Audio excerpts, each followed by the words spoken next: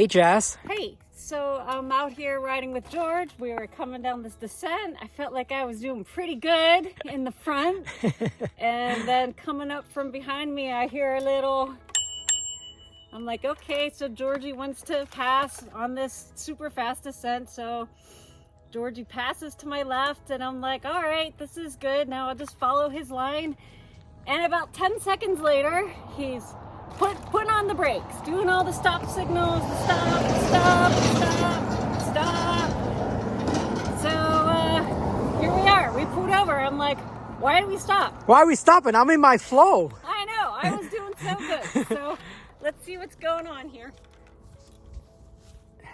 Well, I did an unboxing on this FR300 and I talked about how it's really cool that it has a leash. And good thing it has a leash because I hit that pothole back there before I passed you. And the freaking computer, everything just popped off like that. And I'm like, oh. That's probably like a grand hanging. That is a grand. Hanging on by a thread, literally, right there. Yeah.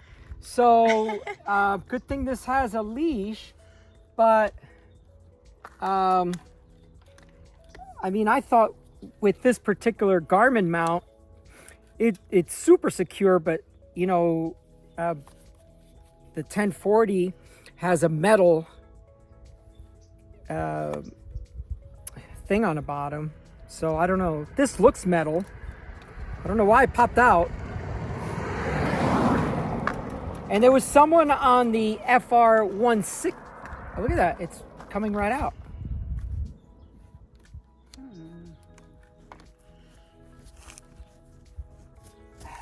Try to film from this side.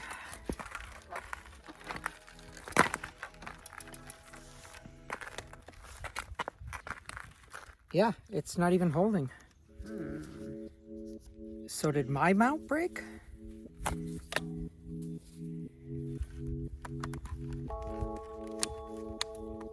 Yeah, the Garmin mount broke. I like this mount because it's got the pass-through to get to the... Yeah, it looks like maybe one of these tabs are broken. I can't see because I don't have my readers. So I guess I'll be putting my phone in my pocket for the rest of the ride. Well, there you go. Adventures in riding. You never know what's gonna happen. Well, good thing I had the leash. And it wasn't the FR300 that broke, it was the Garmin mount that broke. So, all right, anyway, we got to get back on the road.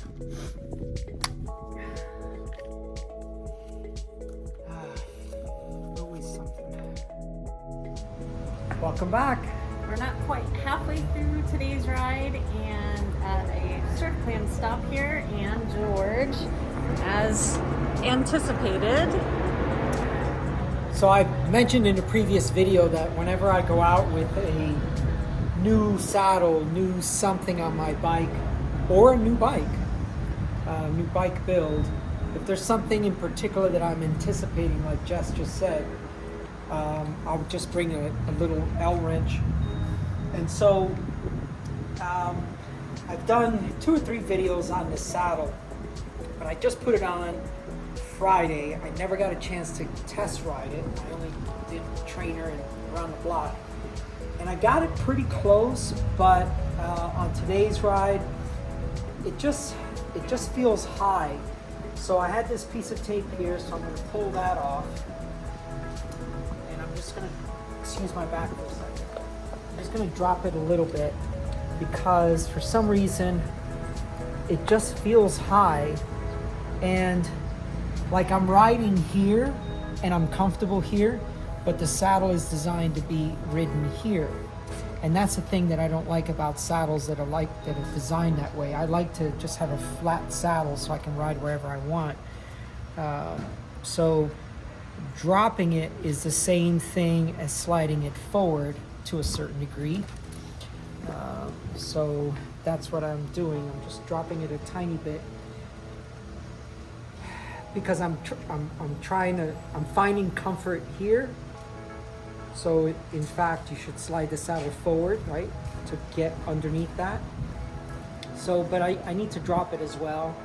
So good thing about steel frames and a nice thick collar like this, you're not going to crush that seat post in one point.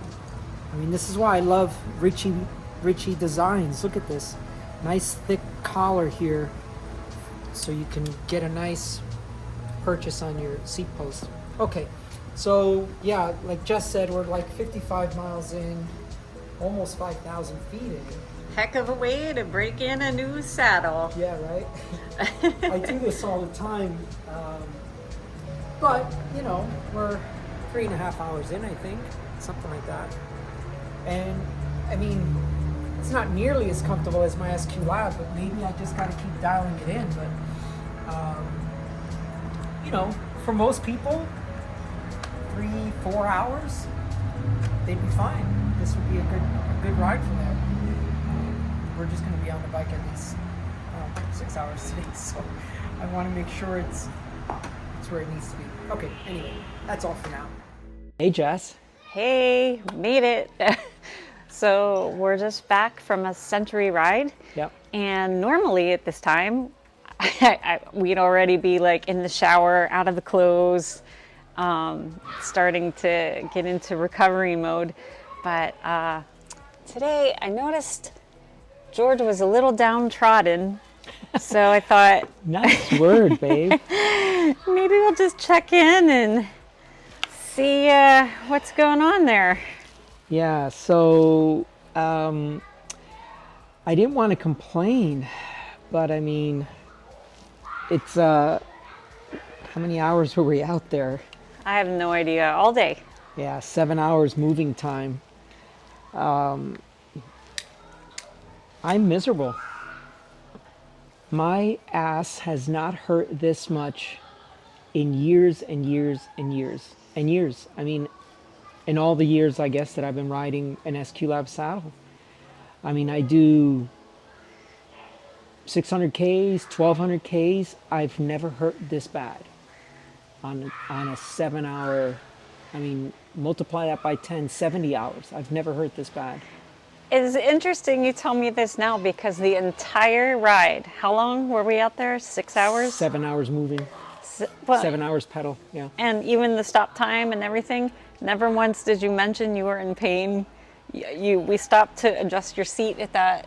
At the CVS. Yeah, at the CVS, but 55-mile point. yeah, so you're kind of like, you know, people like to ride with people who aren't whiners, because let's face it, most of us are in some degree of discomfort or pain. And well, sure. I mean, you're going to be on the bike, and it was hot.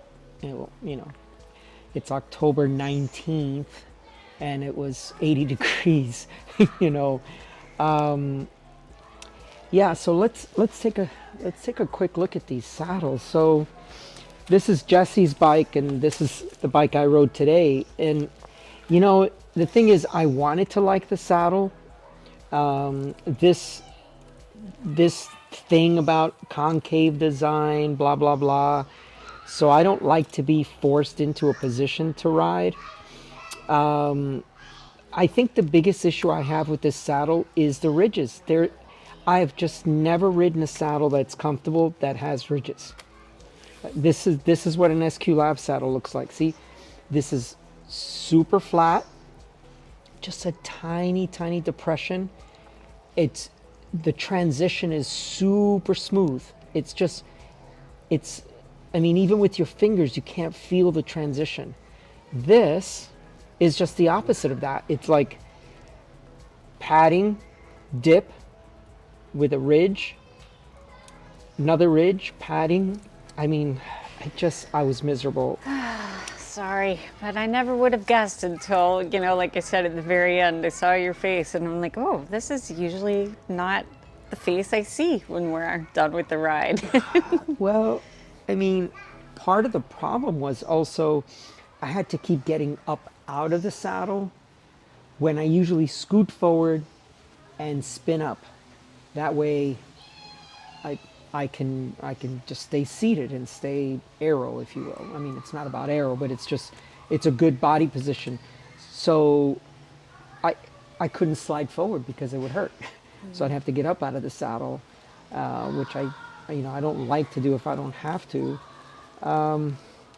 So I'm trying to figure out what is the redeeming quality of this saddle design. Well, I mean, you have to figure somewhere there are people that maybe would fit incredibly comfortable in that saddle. Well, sure. You know, everybody's bones are just probably a little different. Yeah. So the gentleman who piqued my interest in the saddle had told me that he had tried an SQ Lab and he wasn't comfortable on it. And so I said, oh, well, then maybe there is something going on here. But even when I've ridden the S&P saddles, and here's the thing. Someone might say, oh, well, you went out on a century ride on a new saddle. And I'm like, look, I know my fit. I know my body. I know when you ride hundreds of thousands of miles, you know when you could put on a saddle and whatever. But yeah, that didn't work. So a recap of the day. I had my slightly used saddle for sale. Yeah, slightly used saddle for sale. But I had my Garmin mount fail. Oh, yeah. And there's a video clip on that. The FR300 from Raveman with my 1040 solar attached. Boing. Thank goodness for the leash. And wasn't it a YouTube viewer who said to make sure you had the leash on? Yeah, and you were like, oh. Yeah, so okay. I put it on. Yeah, you didn't have it on before that. Well, because the FR160 doesn't have a leash. Huh. Yeah. So thank you, YouTube viewer. Yeah. You just saved George potentially $1,000. Much appreciated. Look down here. Yeah. Then my bottle cage broke. Number 2. Oh. So yeah, I mean, it's just a bummer. It's just one of those days. But I've had these bottles. This is a profile design bottle cage. I've probably had that 20 years. I mean, so it was bound to break at some point. And then my demo saddle catastrophe. But anyway, I know what works. I know I can put the SQ Lab back on there and I'll be fine. But wow, I've not been in that much pain. I mean, like I said, I do 24, 36 hours on the bike and on my SQ Lab saddle and I'm fine. So anyway, any parting shots, Jessy girl? I'm ready to go get a shower and maybe have some water, some ice cream. I don't know. I'm just so thirsty and dirty. I'm covered with dirt. I know. But we've got some leftover chicken. Help me pronounce it. Shawarma. Chicken shawarma. Yes, we got some leftovers. Okay, everyone. Thanks for tuning in. Didn't mean this to be a bitch session, but I've just never been in this much pain in years. So anyway, saddle for sale. One ride. Was it like the Iraqis when they were selling their weapons? Never fired and only dropped once. So anyway, all right. Thank you for watching. Please like and subscribe. We'll see you up the road.